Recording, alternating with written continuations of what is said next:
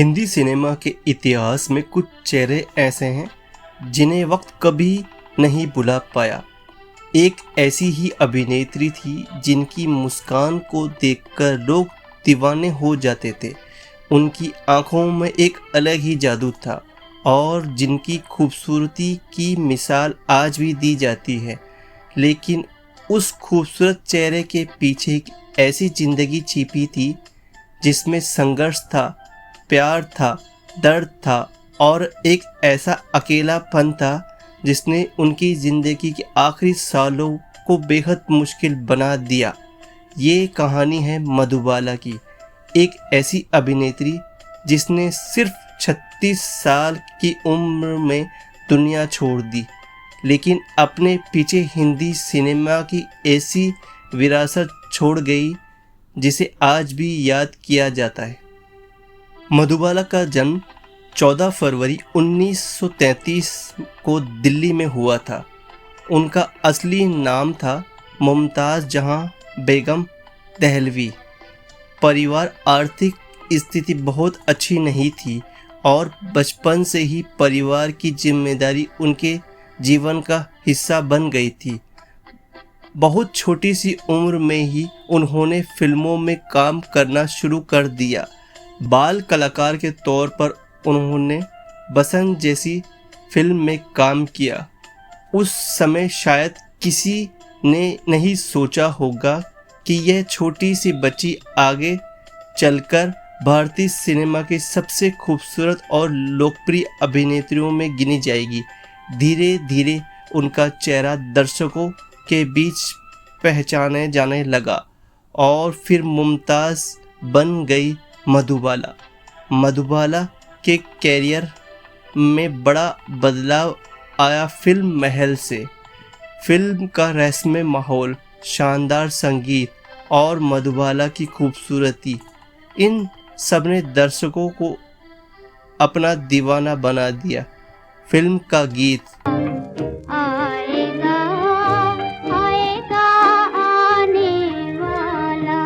आएगा आने वाला बेहद लोकप्रिय हुआ। अब लोग सिर्फ फिल्म नहीं देख रहे थे, वह मधुबाला को देखने के लिए सिनेमा घरों में जा रहे थे। उनकी खूबसूरती की चर्चा हर तरफ होने लगी।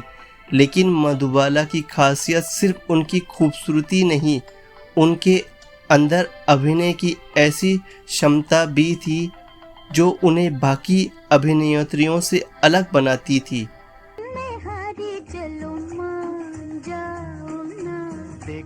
खूबसूरती के साथ कॉमेडी का जादू मधुबाला ने अपने कैरियर में अलग अलग तरह के किरदार निभाए। गंभीर भूमिकाओं के साथ उन्होंने कॉमेडी में भी अपनी ज़बरदस्त पहचान बनाई। चलती का नाम गाड़ी में किशोर कुमार के साथ उनकी जोड़ी को दर्शकों ने खूब पसंद किया।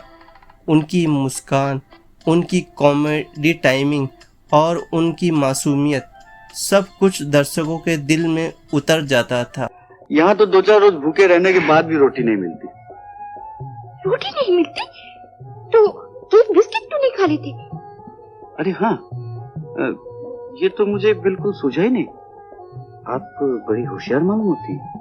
लेकिन उनकी जिंदगी में प्यार का अध्याय शायद उनकी फिल्मों से भी ज़्यादा चर्चित रहा।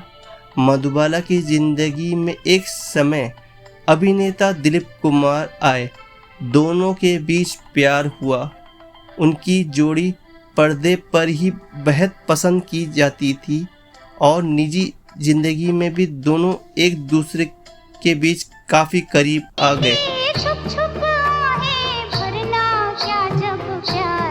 लेकिन यह रिश्ता ज़्यादा दूर नहीं जा सका। परिवार, परिस्थितियों और एक कानूनी विवाद इस रिश्ते के बीच बड़ी वजह बने। आखिरकार दोनों अलग हो गए। यह मधुबाला की ज़िंदगी का बेहद दर्दनाक दौर था, लेकिन शायद उन्हें अभी नहीं पता था कि आगे उनकी ज़िंदगी में इससे भी बड़ा संघर्ष आने वाला है। 1960 में रिलीज़ हुई मुगल आजम ने मधुबाला को हमेशा के लिए इतिहास में दर्ज कर दिया।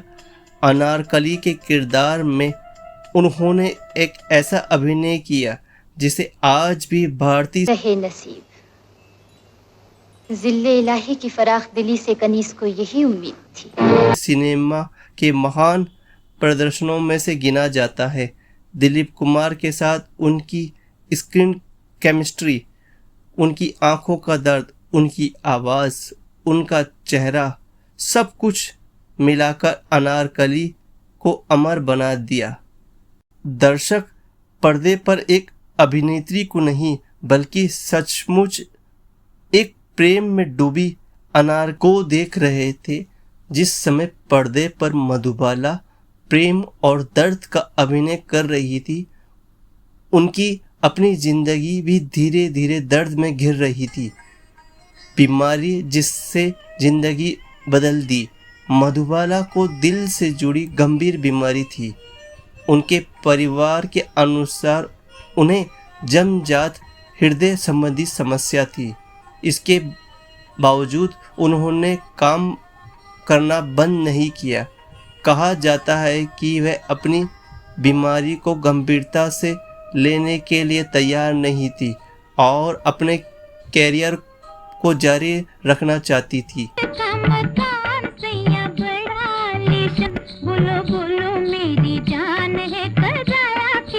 धीरे धीरे उनकी बीमारी बढ़ती गई और फिर उनकी जिंदगी में आए किशोर कुमार।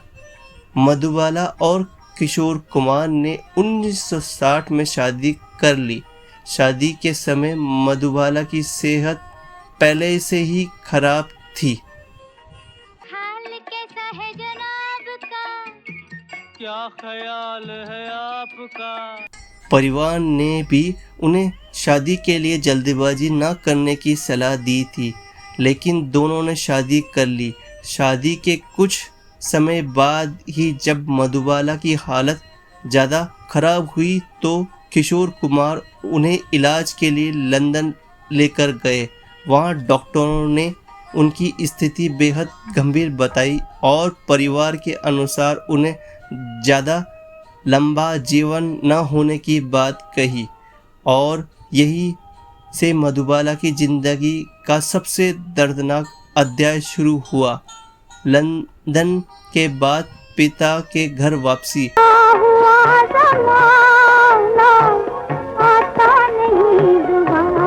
लंदन से लौटने के बाद मधुबाला की हालत लगातार खराब होती गई। मधुबाला की बहन मधुर भूषण के अनुसार किशोर कुमार ने उन्हें उनके पिता और बहनों के पास वापस छोड़ गए। किशोर कुमार की तरफ से यह वजह बताई गई कि उनका काम ऐसा था कि उन्हें लगातार यात्रा करनी पड़ती थी, शो करने पड़ते थे और फिल्मों में काम करना पड़ता था, इसलिए वह हर समय उनकी देखभाल नहीं कर सकते। लेकिन मधुबाला के लिए यह समय बेहद कठिन था। वह बीमार थी, बहुत कमज़ोर थी और उन्हें अपने पति के साथ की ज़रूरत थी। परिवार के अनुसार वह किशोर कुमार के साथ रहना चाहती थी। बताया जाता है कि बाद में उनके लिए मुंबई में रहने की व्यवस्था भी की गई, लेकिन वह काफ़ी समय अकेले बिताती थी। आखिरी दिनों में सिर्फ इंतज़ार। अब मधुबाला का ज़्यादातर समय बिस्तर पर बीतने लगा। जिस अभिनेत्री को कभी पूरा हिंदुस्तान पर्दे पर देखने के लिए बेताब रहता था, वही अभिनेत्री अब बीमारी के कारण घर से बाहर तक नहीं निकल सकती थी। परिवार के अनुसार वह किशोर कुमार को याद करती थी और उनके आने का इंतज़ार करती थी। कहा जाता है कि किशोर कुमार कभी कभी उनसे मिलने आते थे। वहाँ आदमी नई आवाजों से प्यार करने लग जाता है। वहाँ उसे शादी के बाजे सुनाई देते हैं। फिर उसे पिछले किनारे की आवाजों का ख्याल नहीं करना चाहिए। लेकिन मुलाकात बहुत कम हो गई थी। उनकी बहन के अनुसार मधुबाला इस दूरी से भावनात्मक रूप से प्रभावित होती थी। लेकिन यहाँ एक बात और समझने की ज़रूरी है। किशोर कुमार ने बाद में अपने एक इंटरव्यू में कहा था कि उन्हें मधुबाला की बीमारी शादी से पहले ही पता थी और उन्होंने लंबे समय तक उनकी देखभाल की। उन्होंने ये भी कहा कि उन्होंने अपनी आखिरी सांस तक संभालने की कोशिश की। इसलिए उनकी कहानी को सिर्फ इतना कहना कि किशोर कुमार ने छोड़ दिया, ये तस्वीर नहीं बताता। यह अनुसार मधुबाला की बीमारी और आखिरी दिनों को लेकर उनके परिजनों ने जो बताया या किशोर कुमार ने इंटरव्यू में जो कहा, इनमें से कौन सी बात सही लगती है? आप अपनी राय कमेंट में ज़रूर बताएं। एक बेहद जटिल रिश्ता था जिसमें बीमारी थी, मजबूरी थी, अकेलापन था और दोनों की अपनी अपनी परिस्थितियां थी। लेकिन इतना ज़रूर है कि मधुबाला के आखिरी साल बेहद दर्दनाक रहे। कि आप में सच्चाई और शराफत का मादा जरूर होगा, लेकिन आपसे मिलकर मुझे मालूम हो गया कि दुनिया में बेइंसाफी आप। मधुबाला की हालत लगातार बिगड़ती गई। उनकी उम्र सिर्फ 36 साल की थी, लेकिन बीमारी से उनके शरीर में बहुत कमजोरी आ गई थी। फिर भी उनके अंदर जिंदगी जीने की इच्छा थी। उनके परिवार के अनुसार आखिरी समय तक उनके मन में पुराने रिश्तों और अपने करीबियों को याद करते बीती। वह उन लोगों को याद करती रही जिन्होंने उनकी जिंदगी जगह बनाई थी। लेकिन वक्त किसी के लिए नहीं रुकता। 23 फरवरी 1969 में मधुबाला ने सिर्फ 36 साल की उम्र में इस दुनिया को अलविदा कह दिया। एक सितारा जो कभी नहीं बुझा। मधुबाला की ज़िंदगी सिर्फ 36 साल की थी, लेकिन 36 साल में उन्होंने वह मुकाम हासिल कर लिया जिसे पाने के लिए कई कलाकारों की पूरी ज़िंदगी निकल जाती है।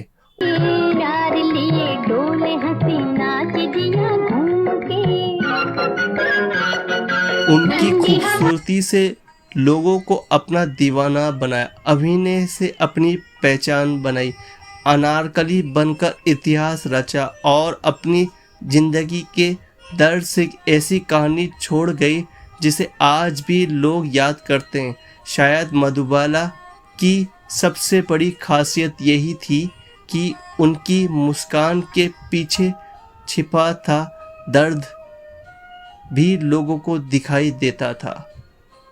वह पर्दे पर जितनी खूबसूरत दिखती थी, उनकी कहानी उतनी ही भावुक थी। एक ऐसी लड़की जो बचपन से ही परिवार के लिए काम करती रही और एक ऐसी अभिनेत्री जिसने सफलता की ऊंचाइयों को छुआ और एक ऐसी महिला जिसने प्यार किया और रिश्तों को ढूंढती रही और एक ऐसी ज़िंदगी जो बीमारी के सामने बहुत छोटी पड़ गई। लेकिन कहानी यहीं ख़त्म नहीं होती, क्योंकि कुछ कलाकार मरने के बाद भी अमर हो जाते हैं। उनकी फिल्में जिंदा रहती हैं, उनके किरदार जिंदा रहते हैं, उनकी तस्वीरें जिंदा रहती और सबसे बढ़कर लोगों को यादों में उनका नाम जिंदा रहता है। मधुबाला भी उन्हीं सितारों में से चली गई, लेकिन उनकी मुस्कान आज भी पर्दे पर दिखाई देती है। उनकी आंखों में आज भी वही चमक है जो अनारकली के रूप में है। वह आज भी भारतीय सिनेमा के उस दौर की याद दिलाती हैं जब एक अभिनेत्री ने अपनी खूबसूरती और अभिनय से पूरे देश का दिल जीत लिया था। मधुबाला सिर्फ एक नाम नहीं, भारतीय सिनेमा की एक अमर कहानी है। दोस्तों, आपको अगर ये वीडियो पसंद आया है तो वीडियो को लाइक करें, वीडियो को शेयर करें, वीडियो को सब्सक्राइब करना ना भूलें और कमेंट में बताएं आपको ये वीडियो कैसा लगा। धन्यवाद।